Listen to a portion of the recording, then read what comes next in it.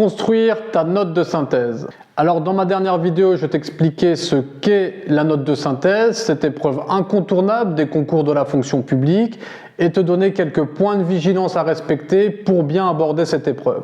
Aujourd'hui, nous allons parler de la méthodologie à respecter pour bien construire ta note de synthèse grâce aux informations contenues dans le corpus documentaire que tu vas assembler autour d'un plan. La note de synthèse a une double fonction. Tout d'abord, elle consiste à répondre à la commande d'un responsable hiérarchique qui peut être un maire, un directeur de service, un sous-préfet, un préfet. Alors que revoilà la sous-préfète.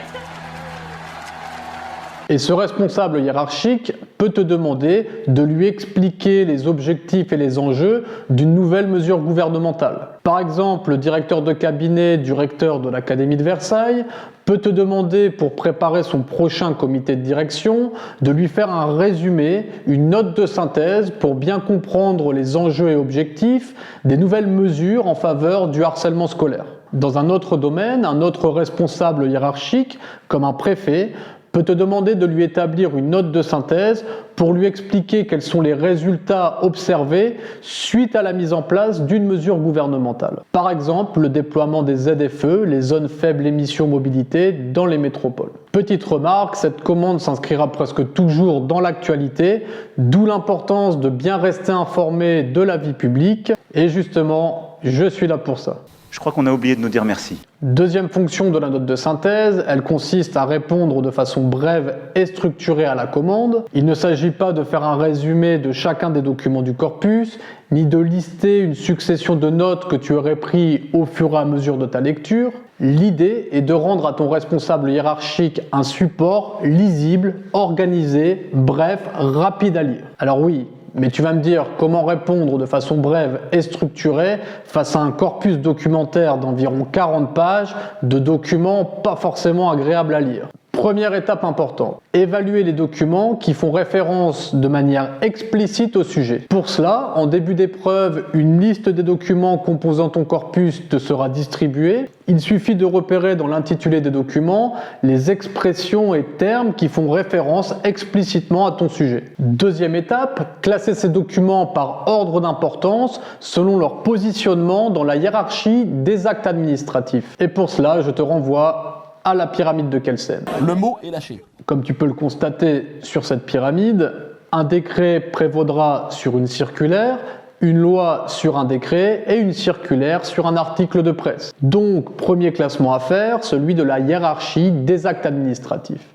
Troisième étape, classer ces documents par ordre chronologique, du plus récent au plus ancien. Avec ces trois premières étapes, contente-toi de lire la liste des documents composant ce corpus. Comme je te l'ai expliqué, cette liste sera distribuée et te permettra de faire un premier classement en suivant ces 3 points, simplement au regard des références bibliographiques. Quatrième étape, évaluer les textes complémentaires, redondants, qui ne traitent que d'un aspect spécifique du sujet, voire repérer le texte qui n'apportera pas grand-chose. Au regard de ces 4 étapes, tu vas pouvoir te dégager un premier plan, grossièrement, que tu alimenteras ensuite au fur et à mesure de ta lecture pour le développer, le préciser, mais il est important de démarrer ta lecture avec une première ébauche de plan. Voici quelques plans types pour t'aider le jour de l'épreuve, je t'en donne 3. Si le sujet de ta commande concerne une politique publique en cours de mise en œuvre, comme la modernisation d'un service public ou l'école inclusive, tu pourrais faire une première partie sur les objectifs partiellement atteints, puis une deuxième partie sur les actions nécessaires pour en renforcer l'efficacité.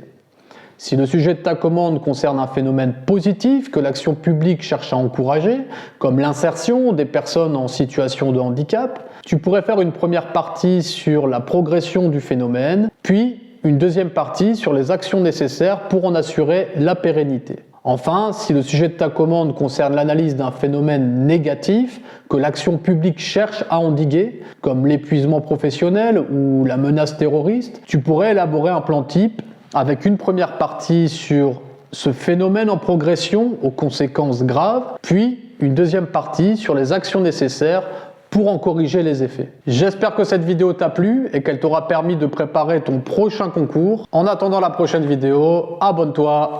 Ciao!